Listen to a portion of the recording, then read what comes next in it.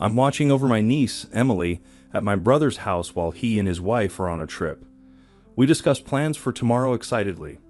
As we talk, Emily surprises me by opening the closet door and sliding in without hesitation.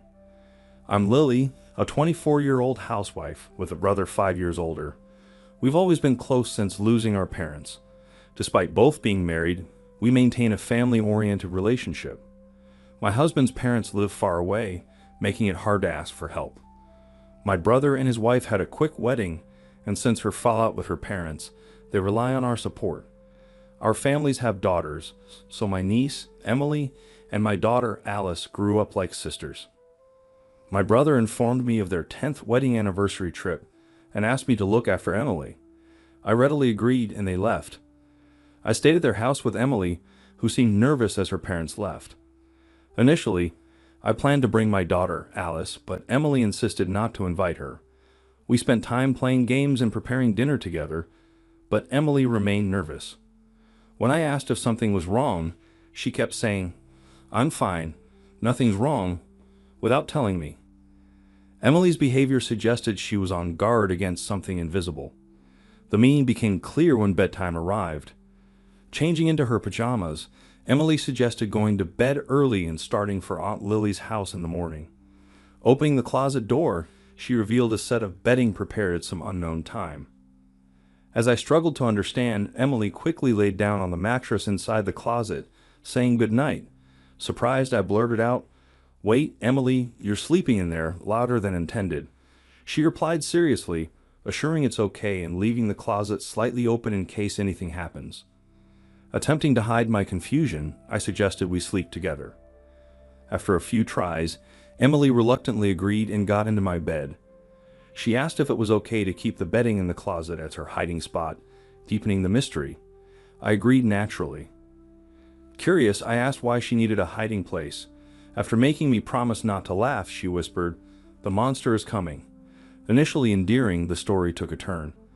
Emily clung to my arm, explaining that the monster is scary and clever, only appearing when Daddy is not around. Her mom drives the monster away and Emily must stay in the closet until it's safe.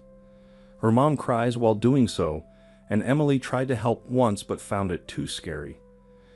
When the monster pounded on the closet door and Emily trembled, I sighed, realizing the monster might be real. It wasn't just a trick to get a night owl kid into bed. Caught off guard by my sister-in-law's affair, I didn't know how to handle it. If the monster was her lover, it wouldn't come here when she wasn't around. Emily believed the monster came on days when her father wasn't home. Today, with my brother away, she insisted not to invite my daughter over, always staying by my side, watching the windows and the front door. Thinking about Emily and my trusting brother made me angry at my sister-in-law. But reassuring Emily was my priority. I held her hand and smiled, saying Aunt Lily is here today. The monster is clever, so it might get scared and stay away, seeing a stranger. Also, her mom, the usual target, is with her dad today, making it safe. Emily's face still clouded with anxiety, not knowing the monster's true identity. Over time, she began to fear its imminent arrival. I managed to calm her down, suggesting we hide in the closet together. I assured her she could talk to me about anything bothering her about the monster. Hoping to address each concern and make her feel sleepy, another fact from Emily surfaced. Unable to sit still, I rushed out of the house with Emily still in her pajamas. Quickly driving back home, I explained the situation to my husband, who then headed to my brother's house. Around 10 p.m. that day, my husband and his friends stayed over there.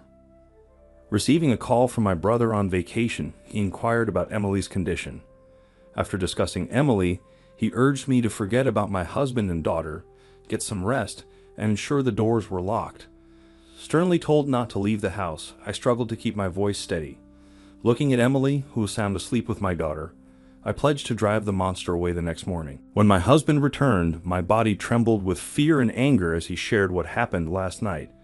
Relieved that my decision from yesterday was right, I spent the day at home with Emily and my family, waiting for my brother and his wife to pick her up. Upon seeing us, my brother questioned why we left the house during the night, breaking our promise. His strong protest made me uncomfortable. Calmly, I asked how he knew we weren't home while he was on vacation. He revealed he had given Emily a smartphone with GPS. His evasive eyes and persistent insistence on the phone contradicted this claim. Suppressing the urge to confront him immediately, I continued the conversation quietly to avoid the kids hearing. Lastly, he mentioned that two unfamiliar men showed up at my place late last night, leaving me puzzled about their visit to the house. In the middle of the night, intruders came, and my brother's voice trembled when he expressed relief that Emily and I were safe. His gaze, however, seemed more concerned with carefully choosing his words. Pressing him about the suspicious men, I demanded to know who they were. Attempting to prevent further questioning, my sister-in-law loudly called Emily over, insisting they leave. Emily timidly appeared, and her mother forcefully took her hand. Suddenly, my brother changed his demeanor, stating he wasn't forgiving me, but that they were leaving for the day. He started pushing Emily towards the door, despite her clear reluctance to leave. Protesting and trying to stop them, I was ignored. Emily, resisting her parents, reached out towards me. Quickly, I pulled her behind me, sheltering her. My sister-in-law raised her voice in surprise, letting go of Emily's hand. Ignoring us, my brother and his wife spat aggressive words and rushed over. Fueled by anger, my husband and I were determined not to let them take Emily. We managed to force them out of the room, and at the front door, waiting police officers swiftly apprehended my brother and his wife. The disoriented couple argued with the police, claiming they took their daughter from home and locked her up. Insisting on Emily's immediate return, my brother argued that if they don't give her back, they should be detained. Meanwhile, my sister-in-law stood silently by the police officer, not trying to call Emily over. My brother shouted at Emily to come to him, but her refusal, influenced by the severity of her father's demeanor, kept her by my side. Realizing things weren't going his way, my brother yelled in the entrance, but he was completely restrained by the police officer. Witnessing this, my husband pushed his smartphone in front of my brother's face. Seeing that, I told Emily and my daughter to wait once more in the other room and shut the door to avoid them hearing the audio. After confirming this, my husband started playing a video he had recorded at my brother's house the night before. Without uttering a word, my brother and his wife's faces turned pale upon seeing it. The video began with a key slowly turning in the lock of the house, revealing they had used a spare key. Two men quietly entered the room, appearing in high spirits, and greeted each other, mentioning my brother's name. They didn't know they had company, and one of them mentioned a discount because she's his sister, looking over at my husband and his friends. When my husband's friend gave a vague response, one of the men boasted about being good friends with my brother and his wife, getting an even bigger discount, mentioning a specific amount. They mentioned they were lucky to play with the kids today. The profile of the man who laughed sounded grotesque. Although I couldn't see the screen, the audio alone made my skin crawl. My husband's friend then bombarded the men with questions, asking if they often came to this house and if they always came as a pair. Sensing something was off, the men asked where Emily and I were. Seeing my husband's enraged expression as he responded that we're not here, they finally realized the gravity of the situation and quickly fled. Until the very end, they were either unaware of my husband's recording or deliberately didn't mention it. My brother, supposed to be their close acquaintance, seemed to have discovered the existence of the video for the first time and was shaking. Frantically, he stated he didn't know anything and had been framed. Despite my previous belief that my brother was uninvolved and my sister-in-law was the mastermind, the video contained clear evidence of my brother offering up Emily and me. His ignorance wouldn't convince anyone. Consequently, my brother was taken away by the police, and my sister-in-law, feigning ignorance, ended up in custody with him at a later date. The police interrogated my brother and his wife, who eventually confessed to everything and were subsequently arrested. It turned out my sister-in-law had a scheme where she would lure men into their home on the nights my brother worked late shifts, receiving money from them. Realizing a demand for children among certain groups, she carefully exploited Emily in a way that wouldn't break the law. Emily, who knew nothing and was trying to help her bullied mother, was photographed posing as instructed. The pictures were supposed to be innocent photos of a child, but my sister-in-law went out of her way to take these photos with a disposable camera, developing them and showing them to her customers, inducing a bidding war like an auction. She only lent out the photos, she never sold them. As despicable as this was, It should have had nothing to do with my husband and me. When my brother became aware of his wife's business, instead of scolding her or protecting his daughter, he started gathering men to become customers, thinking more staff meant more revenue. To force me into working, he continued to threaten me by taking photos of the scene. They carefully chose a day when the neighbors wouldn't be around, locked Emily and me in their house, exchanged the spare key for a large sum of money, and went out of town for an overnight trip to prove their innocence.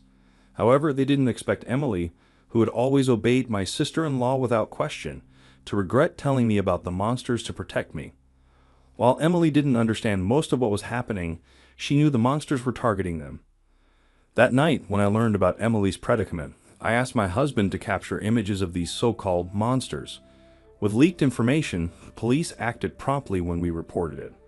We also informed Child Protective Services, ensuring Emily's protection.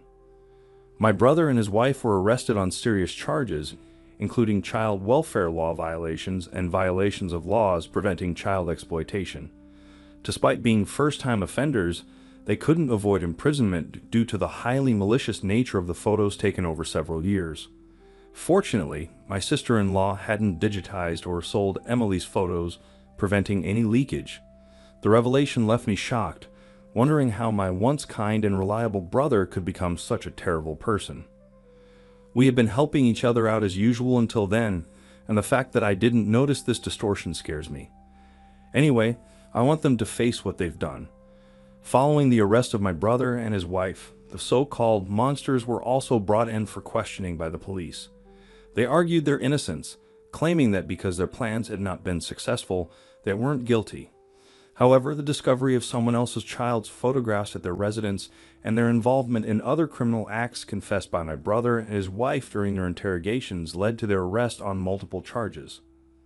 After dealing with the monsters lurking in our lives, we went to Child Protective Services to inquire about Emily's situation.